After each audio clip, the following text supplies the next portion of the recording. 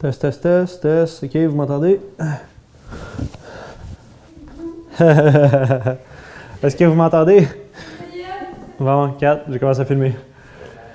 Donc, cette vidéo, je voulais la faire parce qu'elle a été demandée par plusieurs personnes. C'était quoi les livres qui m'ont impacté quand j'ai commencé pour changer ma façon de penser? Premièrement, je dirais que lire des livres, pour moi, ça n'a jamais été quelque chose qui m'a attiré ou qui a été facile. J'ai tout le temps été plus un sportif, quelqu'un qui voulait aller juste jouer dehors. Puis, j'ai jamais vraiment lu des livres parce que je m'endormais, premièrement. Donc, j'ai lu des livres à l'école, mais c'était pas mal ça jusqu'à, je dirais, 22 ans. Pas mal. Avant ça, j'écoutais beaucoup de podcasts.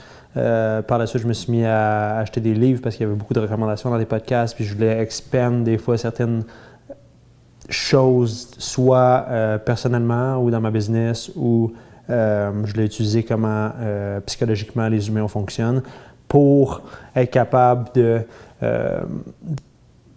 mieux comprendre, si on veut, de la façon des fois que je vais réagir à certaines situations ou de la façon que je vais penser ou quelqu'un d'autre va penser parce que la communication, c'est quelque chose qu'on utilise à tous les jours. Donc, c'est un peu ça le topo de pourquoi j'ai commencé à lire des livres. Donc, je lis des livres parce que ça me fait sauver du temps. Là, il y en a beaucoup, ils vont prendre ça peut-être à l'opposé. Lire des livres, pour moi, la façon que je le vois, c'est un investissement en temps. Oui, ça prend du temps sur le moment, mais par la suite, tout le temps qu'on investit dans un livre, bien, on ramasse beaucoup d'apprentissage, soit d'un autre être humain par rapport à sa vie. Ça fait que si on lit une biographie ou si on lit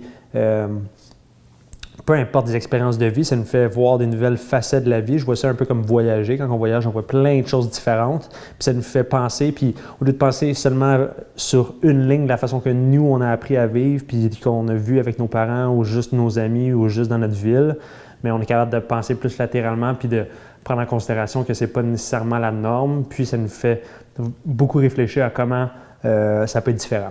Donc, c'est un petit peu ça le principe de comment je vois les livres. Fait que pour moi, c'est vraiment un investissement en temps pour me faire sauver beaucoup plus de temps après. Parce que si, mettons, on lit une biographie, on apprend tout ce qu'une personne a fait pendant 40, 50, 60, 70 ans, combien de temps ça te sauve ça après? De ne pas refaire les mêmes erreurs ou d'améliorer ta qualité de vie, ou d'améliorer ta personne, améliorer tes relations, améliorer la façon dont tu gères ton argent. Tu sais, il y a tellement de savoir dans un livre, c'est impressionnant. Puis maintenant, je pense qu'apprendre, c'est rendu cool. C'est plus juste « Ah, t'es un nerd » ou peu importe. Pour moi, ça, je vois vraiment ça comme... Puis c'est pas nécessairement juste de lire puis de ne pas l'appliquer. Là, il y a deux contrastes. Fait que, lire, oui, c'est important, mais si tu n'utilises pas ce que tu lis, ça ne sert à rien. Il y en a beaucoup qui font la comparaison. « Ah ouais, mais moi, je suis en action, je suis en action. » Mais des fois, être un grinder, oui, c'est bon de prendre action, mais tu peux grinder bien longtemps. Si je te donne un petit marteau, puis là, je te dis, bon, ben, creuse, puis va trouver de l'or au bout du tunnel, ça va prendre pas mal plus de temps que si je t'explique pendant 1 an à comment construire une machine qui va driller dans la roche, tu sais. Puis là, tu es capable de faire la machine. Puis là, oui, ça t'a pris 1 an à la construire, mais si tu l'avais fait au marteau, ça t'aurait pris 3 ans, mais tu aurais tout de suite pris action, tandis que l'autre, tu as beaucoup de knowledge puis d'apprentissage à faire de comment la construire. Après ça, tu la construis, puis là, ça va vraiment plus vite. Puis en plus, un coup que tu as fait le travail une fois, mais tu peux tout le temps le réutiliser. Tu n'as pas tout le temps besoin de regrinder. Tandis que, je vais reprendre cette métaphore-là que je viens totalement d'inventer.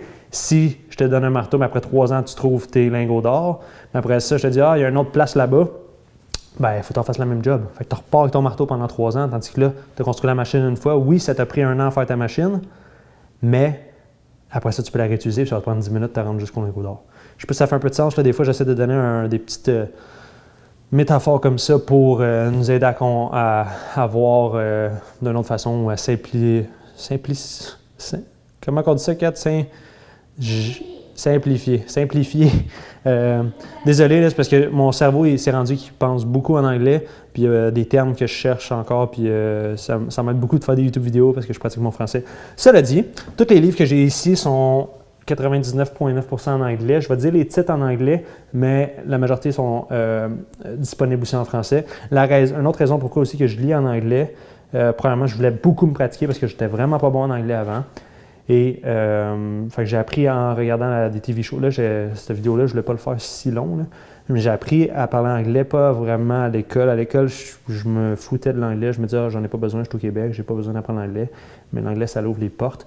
Et pour moi, une langue, c'est pas aussi important que le message, puis de communiquer avec les autres, puis d'être capable de partager. Donc, j'ai enlevé ça de mon côté je parle français, je respecte juste le français. La raison pourquoi, c'est que l'anglais, c'est beaucoup plus court. Donc, apprendre l'anglais pour moi, lire après ça des livres en anglais, les livres sont 2 fois plus petits. S'il avait été en français, il est vraiment plus long. Donc ça, c'est une des raisons. Puis l'autre raison, c'était parce que je voulais me pratiquer. Donc, le premier livre, et je pense que c'est vraiment un des classiques que tout le monde devrait lire, c'est Think and Grow Rich, qui est juste ici. Je l'ai en plein d'édition. Je l'ai ici, j'en ai donné de ce livre-là à du monde. J'en ai d'autres, une coupe de place, j'en ai un, il est en or, là, mais je ne sais pas il est où, là, j'ai replacé les livres récemment. J'en ai au bureau aussi. Mais Think and Grow Rich, c'est un classique des classiques pour... Pas là, il y en a qui vont traduire le titre Think and Grow Rich, mais être riche, c'est pas nécessairement juste monétairement, c'est aussi en apprentissage, puis en étant capable de contrôler nos émotions, en étant capable de construire des belles relations avec le monde. Une personne riche, pour moi, c'est quelqu'un qui est capable de donner à quelqu'un. Quand tu es autour de cette personne-là, tu te sens meilleur. Tu sens que tu apprends, tu sens que tu deviens une meilleure personne, tu sens que c'est positif, tu as envie d'être autour de cette personne-là. Et ce livre-là, c'est quelque chose qui va vous aider à accomplir vos buts et à totalement transformer votre façon d'être, votre façon de vivre, votre façon d'agir. Puis, il donne beaucoup de rituels que vous pouvez faire, puis de façons que les personnes qui ont du succès applique. Donc, si je ne me trompe pas, le Roku, il fait bien du son. Il y a 13... c'est 13, je ne sais pas comment il le décortique exactement, là, mais il y a 13 savoirs ou 13 principes pour devenir une personne plus riche. Et c'est vraiment un bon classique. Là, je survole, vous me direz si vous voulez que je fasse une autre vidéo plus in-depth, mais ouais, c'est ça. Fait que ça, c'est le premier Think and Grow Rich. Je vais les mettre à la même place. Bon. Ouais, bref, je vais mettre ici. Deuxième livre, je ne l'ai pas ici, je l'ai dessus ici. Non, je ne l'ai pas ici. Le deuxième livre, en fait, je dirais que c'est une combinaison de 2 livres. Et la raison pourquoi, c'est que c'est pas mal le même sujet. Et c'est quelque chose que je pense que la majorité du monde, on devrait apprendre à être plus comme ça, puis à vraiment être plus responsable de notre vie, de prendre la responsabilité de comment notre vie elle est, parce qu'on crée notre vie. On n'est pas nécessairement... J'écoutais une vidéo aujourd'hui, puis il le disait vraiment bien. On n'est pas nécessairement dans... Ouais, c'est le film. Désolé, là, c'était vraiment une vidéo, j'improvise totalement, je n'ai pas pris de notes, rien. Mon but, c'est que ce soit le plus transparent et le plus vrai possible.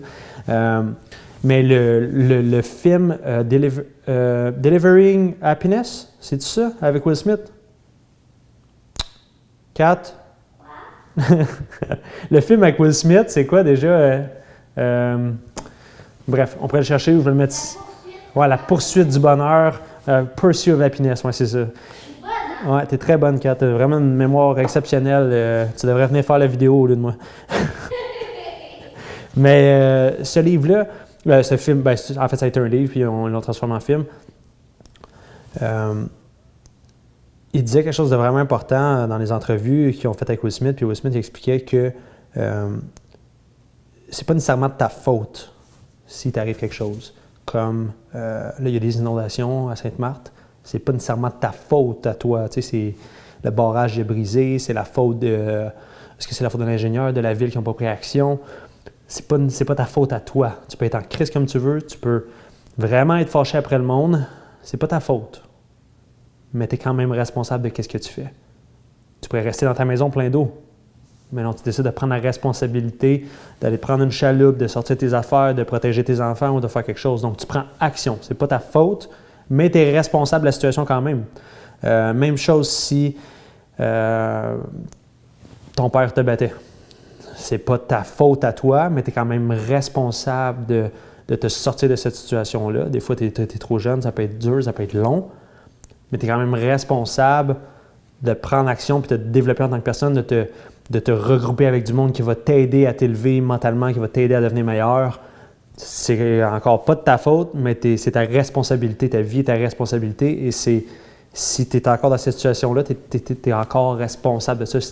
Quand je dis que tu es encore dans cette situation-là, exemple qui est arrivé quand tu avais, je sais pas, de 8 ans jusqu'à 20 ans, puis là après ça, tu n'habites plus chez tes parents, tu peux être encore dans cette situation-là mentalement, tu peux être encore jouer la victime de quand tu étais chez tes parents, mais là, tu es complètement sorti de là.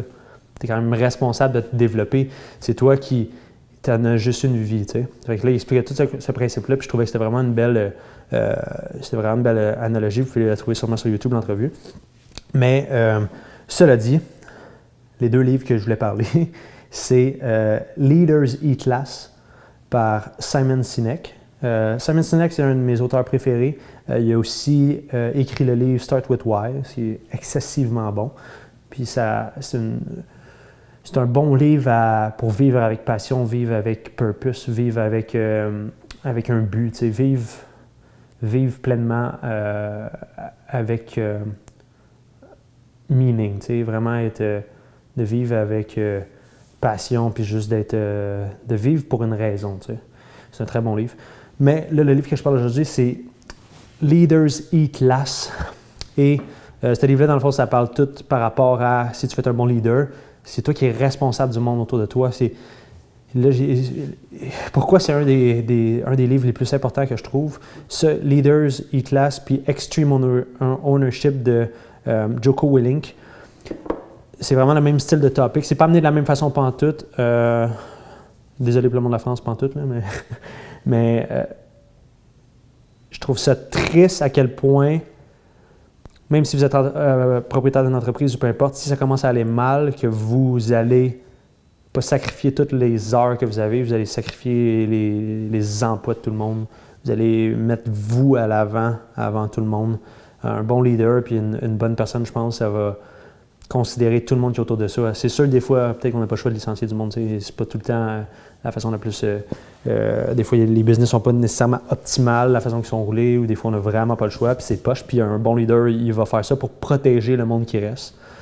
Mais je pense que c'est vraiment important d'apprendre à donner above and beyond pour le monde autour de soi. Puis là, c'est pas... Là, il y en a beaucoup aussi qui vont prendre ça à l'extrême. Ils vont trop donner, puis après ça, ils s'oublient. Fait qu'ils sont pas capables d'être à leur 100% pour donner.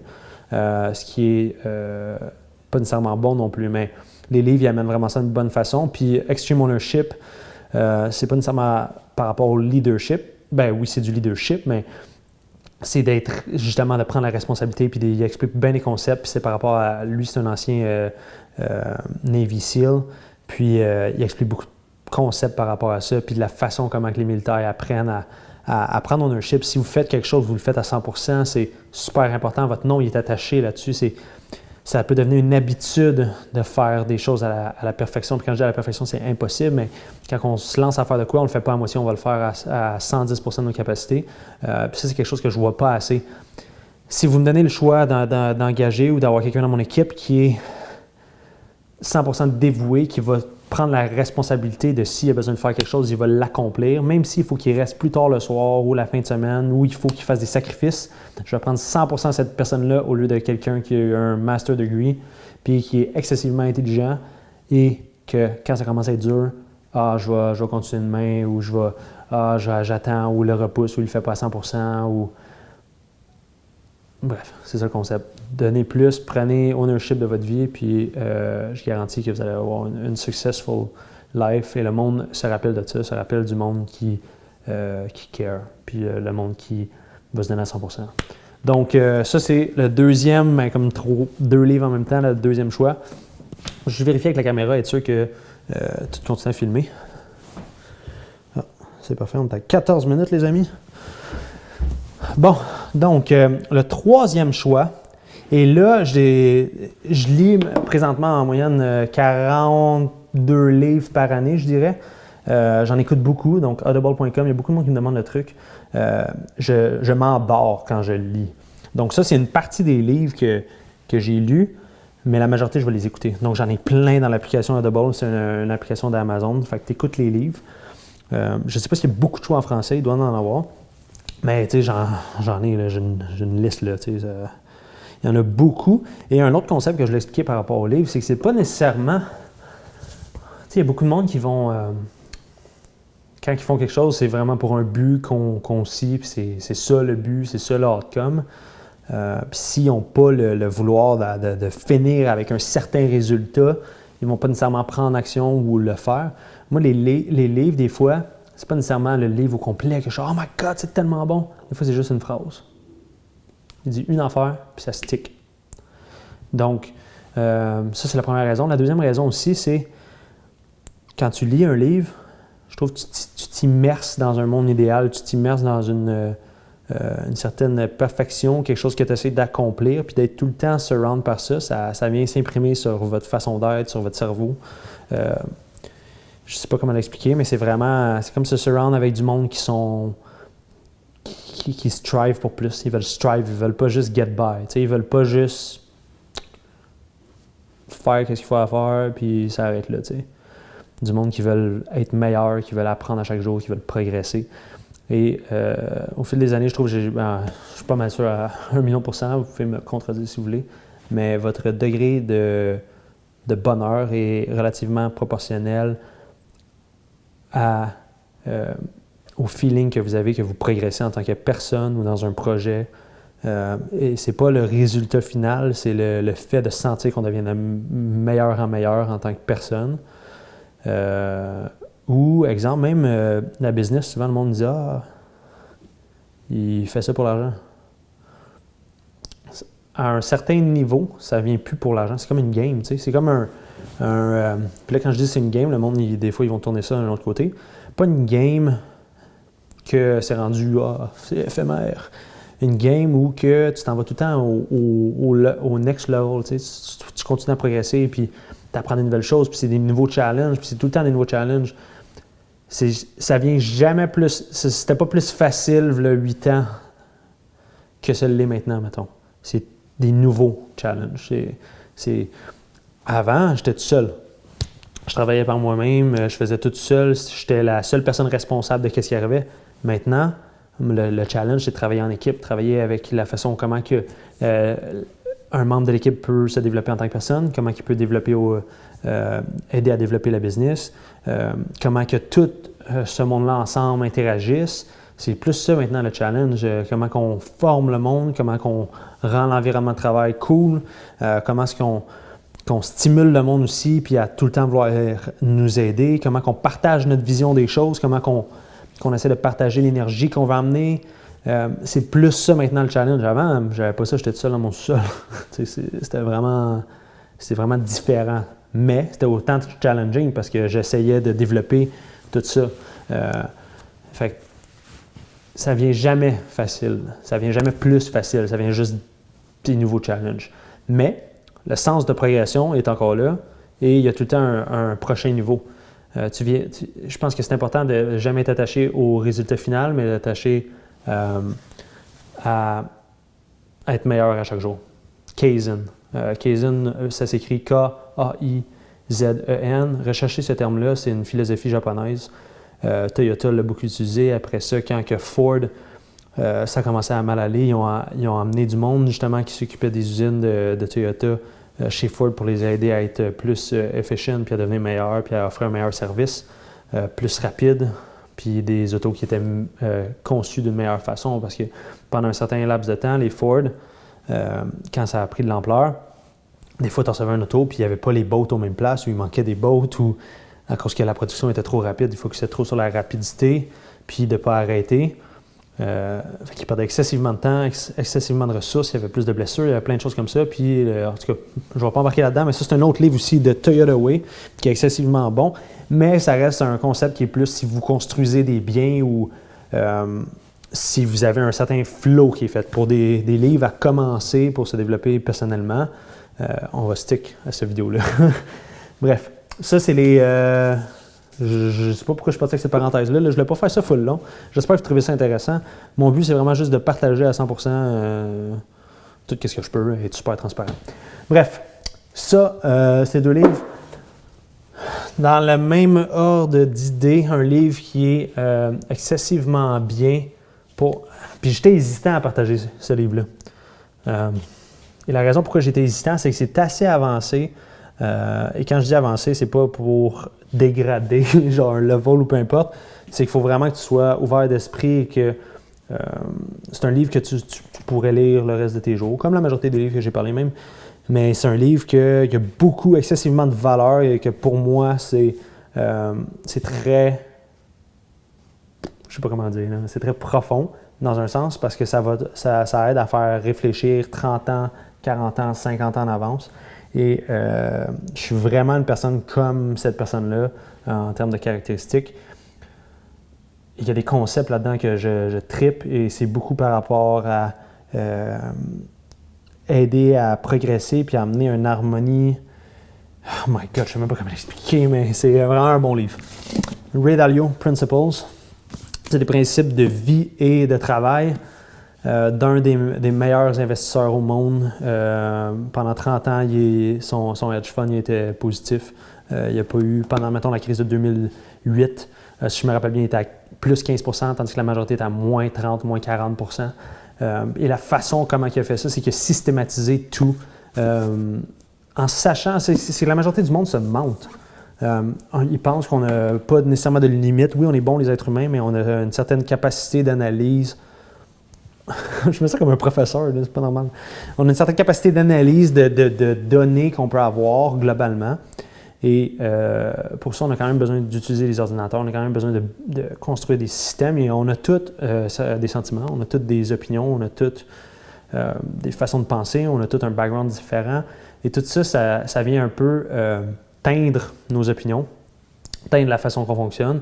Et moi aussi, je suis comme ça à 100%. Et dans le livre, il explique vraiment comment on peut essayer de se détacher de ça. Puis quand on est un groupe, de prendre les meilleures décisions tous ensemble et en étant impartial. Donc, c'est pas nécessairement une démocratie. Je vote, puis la majorité est pour ou contre. Je trouve qu'il y a beaucoup de... La démocratie, c'est bon, puis en même temps, c'est pas bon dans certains sens parce que les votes ne sont pas nécessairement justifiés. Et là, ce que je veux dire, c'est qu'il n'y a pas nécessairement eu d'analyse par rapport à moi, je vote pour cette chose. Puis là, je ne parle pas de politique là, ou peu importe. Par exemple, t'aimes-tu qu'est-ce qui est mieux, une pomme ou un orange? Puis là, si quelqu'un aime mieux la pomme ou aime mieux la couleur de la pomme ou aime mieux quelque chose, il peut voter pour la pomme. Mais dans le livre, qu'est-ce qui explique? Désolé.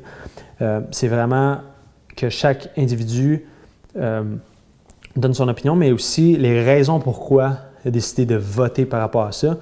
Et là, toutes ces données-là s'en viennent dans un un genre de pot, puis ça vient faire une tangente que ce serait la meilleure solution parce que ça nous aide à leverage les cerveaux de tout le monde puis les opinions de tout le monde. Puis il y a des systèmes de ranking puis tout, mais c'est pas juste ça le livre, là. Je pense que je suis en train de tout scraper un peu c'est quoi le livre, mais c'est vraiment beaucoup de principes de Ray Dalio. Ray Dalio, vraiment, c'est comme avoir une biographie, en fait, là, puis là, il explique tous ces concepts, puis comment est-ce qu'il en est arrivé à là.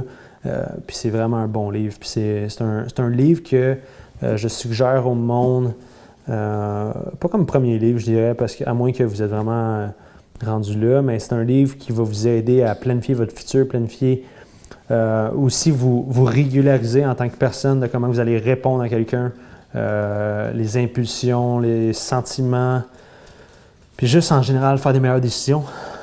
C'est vraiment un livre réfléchi, un gros livre. Il est quand même, je pense que c'est 700, non c'est 550 pages en français, là, donc en anglais. Donc en français, ça doit être un bon 600-700 pages facilement. Donc ça, c'est le troisième choix. Je voulais juste faire un top 3. Vous me direz si vous voulez d'autres styles de livres. Je pense que la vidéo est déjà assez longue. Mais j'ai tellement de bons livres à recommander. C'est dur. C'est très dur, Kat. Je vois ça, t'es à chier. Non, mais j'espère que vous avez apprécié la vidéo. J'ai vraiment essayé de le faire le plus transparent. C'était assez improvisé. Je suis arrivé à soir, puis j'étais comme, là, je vais faire la vidéo. Il y a beaucoup de monde qui m'envoie des DM, là, beaucoup de monde qui commentait aussi en dessous des vidéos. Je vais avoir des recommandations. Ça, ce serait pas mal mes 3 recommandations. Think and Grow Rich, c'est une recommandation très facile. Mais là, après ça, il y en a tellement d'autres. Là. C'est que je me dis, si vous commencez à faire du self-development, c'est de travailler sur soi pour devenir une meilleure personne puis tout, Il y a tellement de bons livres, là. Oh mon Dieu. Ben, Warrior of the Lights de Paulo Coelho, c'est un méchant bon livre aussi. Ouais, il y en a pas mal, là. The Monk Who Sold His Ferrari, ça aussi, c'est de Robin Sharma. Plus que 6 millions de copies vendues. Le Secret, ça reste un très bon livre. Ça, c'est Le Secret au quotidien. La seule chose avec Le Secret, c'est que c'est un petit peu romantisé. Mais ça reste de quoi d'assez léger, mais les concepts sont quand même là, puis c'est quand même quelque chose de bien. Un autre livre que pour moi, il m'a aidé beaucoup à réfléchir puis à devenir un petit peu plus stoïque. Puis vous avez peut-être vu avec ma façon de penser comment que je suis un peu. C'est le livre, le titre exactement, The Daily Stoic, de Ryan Holiday. Ryan Holiday, c'est pas un de mes très bons amis, on se parle via text message, mais j'ai commencé, text message ou DM, peu importe, mais en tout cas, on essaie de keep up un peu. C'est un auteur que j'ai lu une couple de livres, dont The Obstacle is the Way, The Daily Stoic. Ça, c'est tellement, c'est golden comme livre. Dans le fond, c'est une philosophie que tu peux lire à chaque jour par rapport à Marcus Aurelius, qui était un empereur de Rome. C'est toutes des façons de penser avec aussi un petit... dans le fond, tu as comme la quote un peu, si on veut. Mettons, Epictétus, il y a comme quelque chose qu'il avait écrit, puis par la suite, ils vont un petit peu plus in-depth, ils expliquent un peu plus le concept. Puis c'est vraiment quelque chose que j'ai lu longtemps quand j'allais dans le sauna. Je faisais juste lire la philosophie, puis à ça, je réfléchissais. Puis pour vrai, une valeur incroyable dans ce livre-là de Daily Stoic. Donc ça aussi, c'est quelque chose à recommander, mais c'est pas un livre que tu lis non-stop. Tu peux lire plein de pages. Si tu veux, des fois, je lisais comme 10 pages. Mais c'est un livre que tu le prends, puis tu lis une partie. Un peu comme des cartes que vous avez sur le bord de votre toilette, là, ou quelque chose de même, mais en livre, c'est incroyable ça. Mais j'espère que, The Awaken the Giant de Tony Robbins, un autre classique. Ah là, c'est vraiment dur à recommander, mais sur ça, j'espère que vous avez apprécié la vidéo. J'espère que vous avez trouvé de la valeur. J'essaie de vraiment faire le mieux que je peux. J'ai pas nécessairement planifié. Si j'avais planifié, j'aurais pu dire tel point, mais mon but, c'était pas de faire nécessairement un résumé du livre, c'était vraiment de dire les livres qui m'ont impacté. Impacté, ça se dit même pas, qui m'ont aidé à me développer et qui continuent à m'aider. Et pour moi, l'apprentissage puis la progression, puis apprendre à chaque jour, c'est quelque chose qu'on a besoin de faire. C'est quelque chose qui nous aide à nous stimuler mentalement. Si vous arrêtez d'apprendre, vous êtes en train de mourir, vous régressez. Mentalement, physiquement et dans votre vie en général. Apprendre, c'est cool. Lire, c'est cool. Puis ça va vous aider aussi à slow down. Votre téléphone, là, c'est la pire affaire. Là. C'est une affaire de junkie. Puis on est tous un peu accros. Là. Ça va être un autre sujet de vidéo. Sur ce, merci d'avoir écouté la vidéo. On se voit dans la prochaine. Peace.